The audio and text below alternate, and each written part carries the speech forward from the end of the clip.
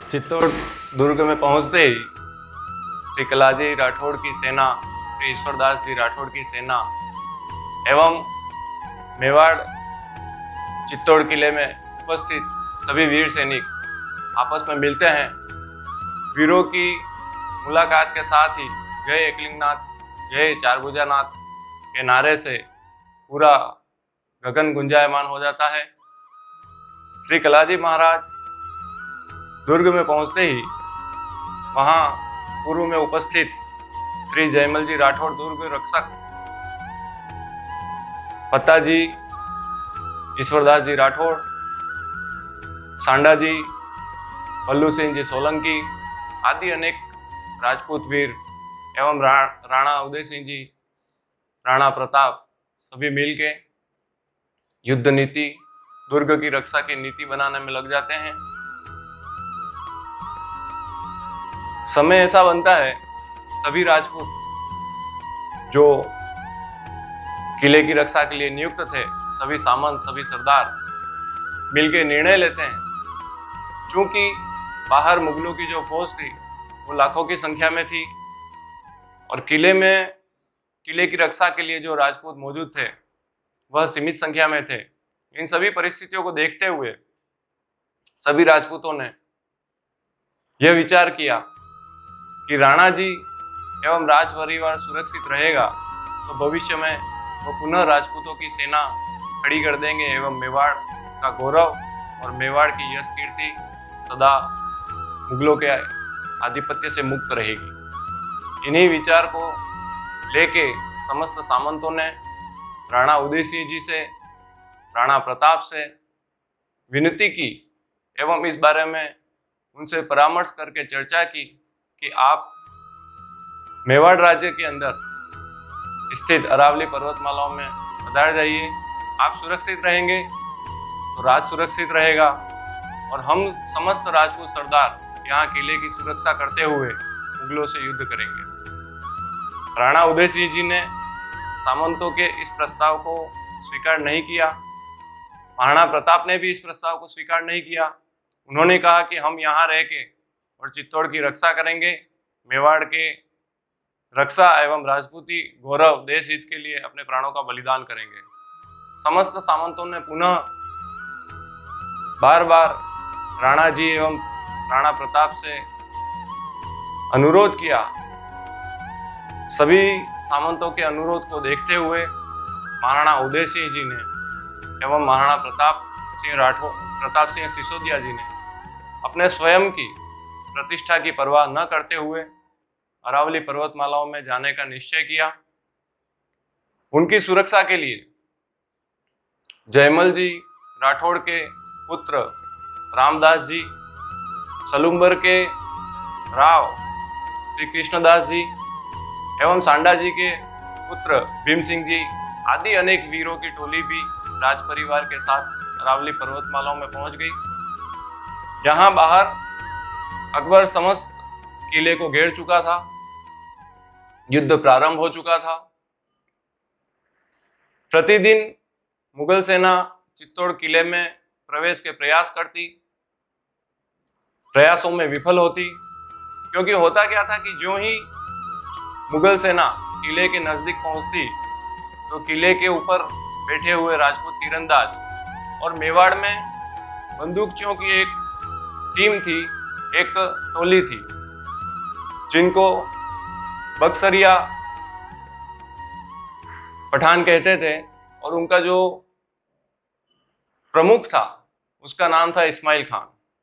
इस्माइल खान अपने समस्त पठानों के साथ किले की सुरक्षा में बंदूकें तैनात करके बैठा हुआ था। जो ही मुगल सेना किले के नजदीक आके प्रवेश का प्रयास करती, वहां ऊपर से तीर और बंदूक की गोलियां उनको यमराज के दर्शन करवा देती। काफी समय गुजरा, युद्ध निरंतर चलता रहा। युद्ध में कई मुगल सैनिक मृत्यु को प्राप्त होते तो कई राजपूत भी वीरगति को प्राप्त होते जा रहे थे। काफी समय, कई महीने गुजर गए। अकबर की मुगल सेना किले में प्रवेश के जो सपने देख के बैठे थे वो कभी पूरे नहीं हो पा रहे थे। दिनों दिन युद्ध विशालता को धारण कर रहा था। आक्रामकता बढ़ती जा रही थी। मुगल सेना निरंतर नए नए प्रयास करती। कभी सुरंगें बनाते, बारूदों से बढ़ते उन सुरंगों को उड़ाया जाता। कभी किसी प्रकार से किले में प्रवेश के लिए कई प्रकार के प्रयास करते। लेकिन राजपूत वीर उनकी समस्त आकांक्षाओं और इच्छाओं के ऊपर पानी फेर देते। इस प्रकार यह युद्ध इतिहास का सबसे बड़ा युद्ध होने जा रहा था। समय के साथ किले में राजपूतों की संख्या भी कम हो रही थी। कई राजपूत मेवाड़ चित्तौड़ किले की रक्षा के लिए अपने प्राणों का बलिदान दे रहे थे। मुगलों में भी त्राहिमाम मचा हुआ था। सभी प्रकार से प्रयास करने के बावजूद भी मुगल जब किले में प्रवेश नहीं कर पा रहे थे, क्योंकि उसका कारण यह था कि चित्तौड़ का किला, जो मैंने आपसे पूर्व में भी बताया, वो पहाड़ी पे मौजूद था और चारों तरफ से उसके परकोटा बना हुआ था। और मुगल सेना जो थी वो नीचे मैदानी क्षेत्र में थी। तो हर प्रकार के प्रयास करके भी वो किले में प्रवेश नहीं कर पा रहे थे। तब अकबर ने मोहर मगरी का निर्माण करवाने का निश्चय किया। इस मगरी का नाम मोहर मगरी क्यों पड़ा, इसके पीछे भी ये घटना है कि वहां एक तगारी मिट्टी डालने की कीमत एक सोने की मोहर रखी गई। होता क्या था कि वो जो मगरी छोटी एक पहाड़ी को कहते हैं कि ज्यों ही मजदूर वहां मिट्टी की तगारी डालने जाते, ऊपर से राजपूत तीर मारते, उससे वो मजदूर वहीं पे मृत्यु को प्राप्त हो जाते। इस प्रकार से कोई वहां मिट्टी डालने को तैयार नहीं था, कोई राजी नहीं था, क्योंकि सभी को मृत्यु का डर था। अकबर ने लालच बढ़ाया। एक तगारी मिट्टी डालने की कीमत एक सोने की मोहर रखी। उस मोहर की लालच के लिए बाहर दूर दराज से मजदूर बुलाए गए। उन मजदूरों ने मोहर की लालच को देखते हुए मिट्टी डाली। जो ही मिट्टी डाली, वहां एक मजदूर मृत्यु को प्राप्त हुआ। इस प्रकार से अनेक मजदूर वहां मिट्टी डालते रहे। सोने की मोहर की लालच में मिट्टी डाल के इस मगरी छोटी पहाड़ी का, जो किले की ऊंचाई के बराबर थी, उसका निर्माण करवाया, जिस कारण उस मगरी का नाम मोहर मगरी पड़ा। युद्ध निरंतर चलता था। अकबर मेवाड़ को प्राप्त करने के लिए, चित्तौड़ किले को विजय करने के लिए इतना व्याकुल हो चुका था कि उसने युद्ध को निरंतर शुरू रखने की योजना बनाई। दिन भर युद्ध चलता, रात में भी युद्ध चलता रहता।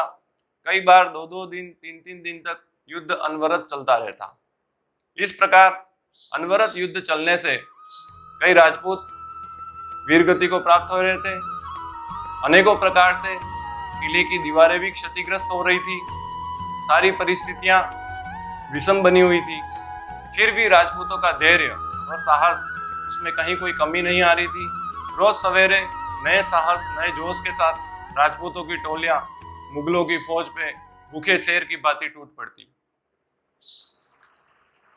दिन रात युद्ध चलते हुए एक बार क्या हुआ कि रात को जयमल जी राठौड़ जहां किले की दीवारों का निरीक्षण कर रहे थे, तो निरीक्षण करते हुए अकबर मोहर मगरी के ऊपर तोपे चढ़ा के और बंदूक लेके बैठा हुआ था। रात को मसाल की रोशनी में उसने जिरह बख्तर पहने एक व्यक्ति को किले की दीवार पे घूमता हुआ पाया। वह व्यक्ति कोई और नहीं, मेवाड़ के सेनाध्यक्ष और दुर्ग रक्षक श्री जयमल जी राठौड़ थे। अकबर ने अपनी संग्राम नाम की बंदूक से गोली दागी, जो गोली जाके जयमल जी राठौड़ के दोनों पांव में लगी। जयमल जी राठौड़ के पांव में गोली लगने से वो घायल हो गए। आशा करता हूं आप सभी भक्तों को श्री कलाजी महाराज के इतिहास की अभी तक दी गई जानकारी पसंद आई होगी। आगे के इतिहास की जानकारी प्राप्त करने के लिए हमारे साथ बने रहिए। जय श्री कल्याण।